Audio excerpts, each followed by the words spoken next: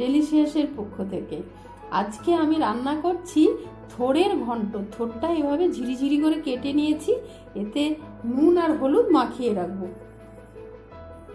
1 চামচ নুন দিলাম,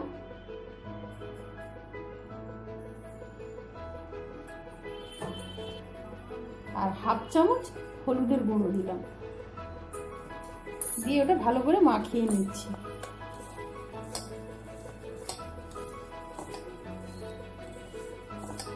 থোড়টা আজ আমি নিরামিষ রান্না করব।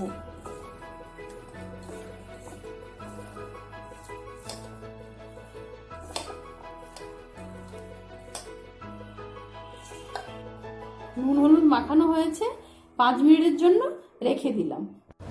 মোছার ঘন্ট রান্না করতে কি কি লাগবে? লাগবে 2টো আলু, মাঝারি মাপের 2টো আলু ছোট ছোট করে টুকরো করে কেটে রেখেছি।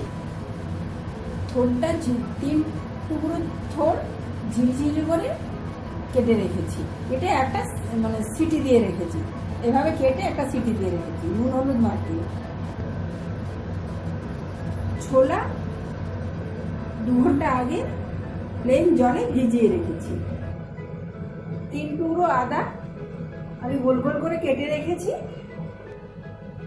আর লাগবে হলুদ গুঁড়ো 1/2 চামচ, জিরের গুঁড়ো 1/2 চামচ, ধনের গুঁড়ো 1/2 চামচ, শুকনো লঙ্কার গুঁড়ো 1/2 চামচের একটু বেশি।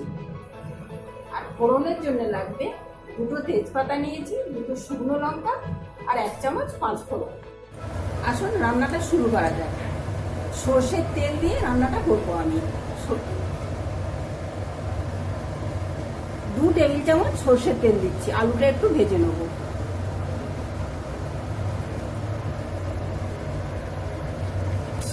আলুটা দিয়ে দেবো, নুন হলুদ দিয়ে আলুটা একটু ভেজে নেবো। তেলটা গরম হয়ে গেছে, আলুগুলো আমি ওর মধ্যে দিয়ে দিচ্ছি।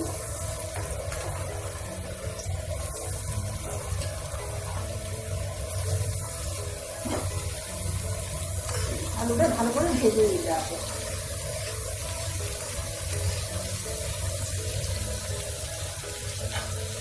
নুন এবং হলুদ দেবো। নুনটা দিলে আলুটা তাড়াতাড়ি সেদ্ধ হবে। 1 চামচ নুন দিচ্ছি।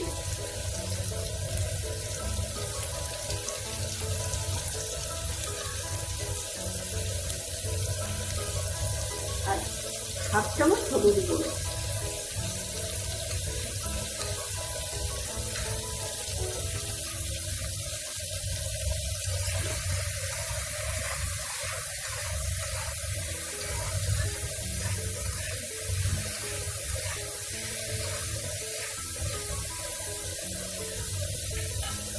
চাপা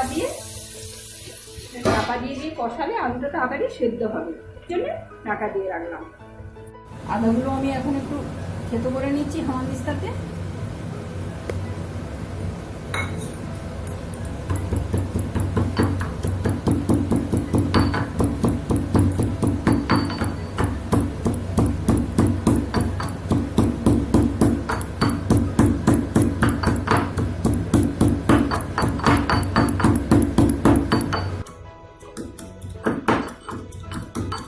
আমার থেতো হয়ে গেছে, এবার আলুটা কষা হলে দেবো।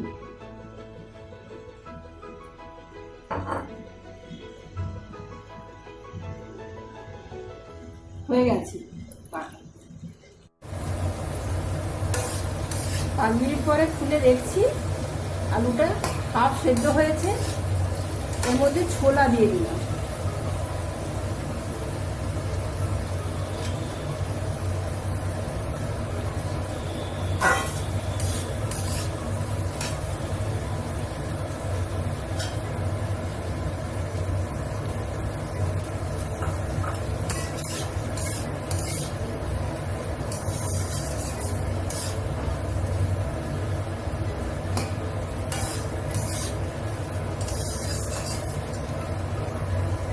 মশলাগুলো এবার দেবো। জিরে গুঁড়ো, ধনে গুঁড়ো, শুকনো লঙ্কার গুঁড়ো,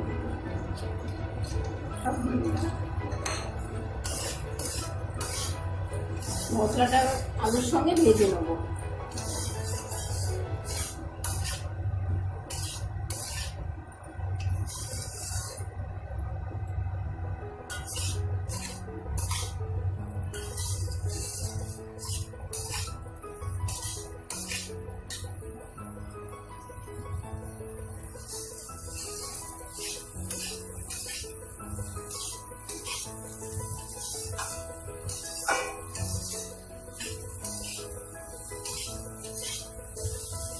আদাটা দিয়ে দিলাম, আদাটা যে বেটে রেখেছিলাম আদাটা দিয়ে দিলাম।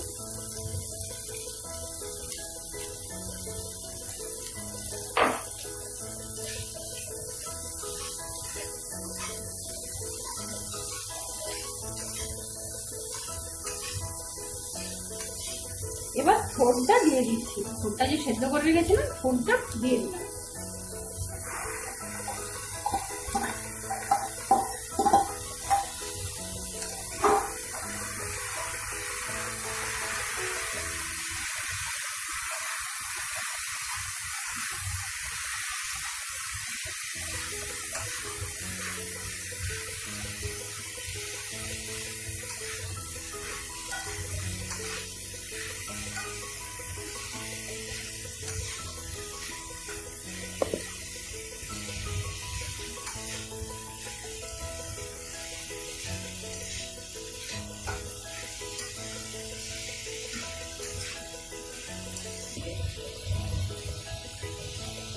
এই ছোট গ্লাসে হাফ গ্লাস জল দিই, এই গ্লাসটাতে 250 গ্রাম জল ধরে, এর হাফ গ্লাস জল দিলাম।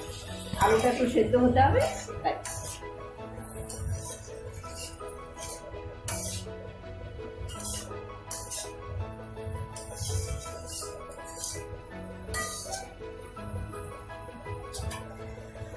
পাঁচ মিনিটের জন্য ঢেকে দিচ্ছি, 5 মিনিট পর আবার ফিরে আসছি। হ্যাঁ, আমি যখন দেখাচ্ছিলাম কি কি লাগবে তখন চিনিটা দেখাতে ভুলে গেছি। এখন আমি 1.5 চামচ মতো চিনি দিয়ে দিলাম। আপনারা যদি কেউ চিনি না খেতে চান না দেবেন, না আমাদের একটু তরকারিতে মিষ্টি মিষ্টি খাই তাই একটু চিনি দিলাম।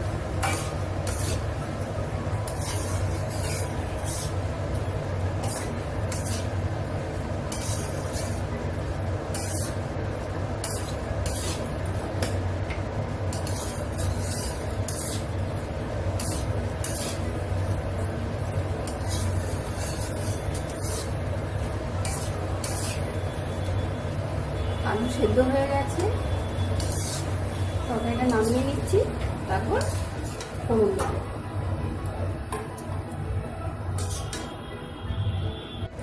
কড়াইতে আমি আবার 2 টেবিল চামচ তেল দিচ্ছি ফোড়নের জন্য।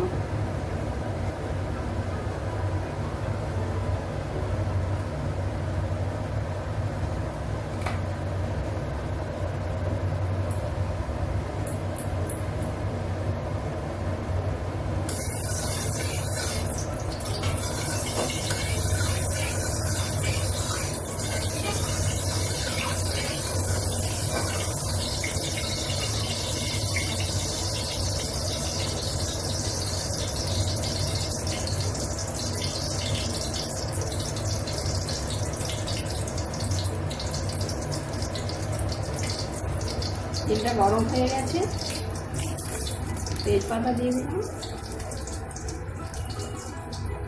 2 শুকনো লঙ্কা দিয়ে দিলাম, লঙ্কা 2 ফাটিয়ে দিলাম তেলের মধ্যে, নাহলে ফেটে উঠতে পারে, আর 5 ফোড়ন দিয়ে দিলাম।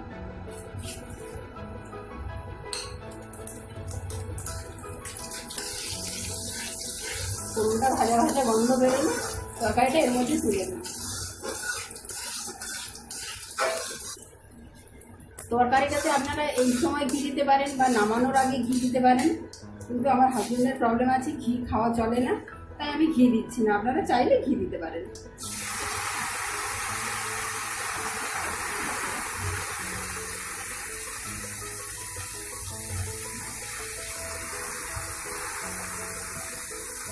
তরকারিটা এবার ঢেলে দিচ্ছি।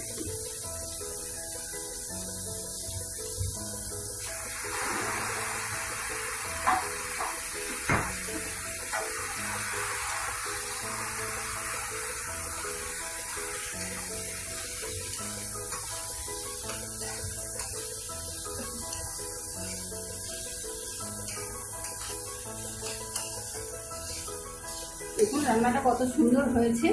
এর গরম মশলা দিয়ে নামিয়ে দেবো।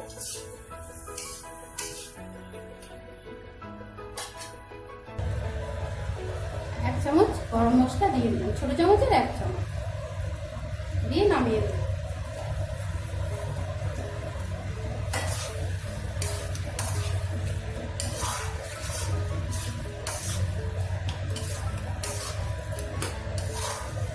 গ্যাসটা অফ করে দিয়েছি, এবার নামিয়ে দিচ্ছি। ঠিক আছে, আমার থোড়ের ঘন্ট আমি সার্ভ করে দিয়েছি। দেখুন রান্নাটা আপনাদের ভালো লাগলে লাইক করবেন, শেয়ার করবেন, কমেন্ট করবেন, কমেন্টের মাধ্যমে জানাবেন রান্নাটা কেমন হয়েছে, আর সাবস্ক্রাইব করতে ভুলবেন না।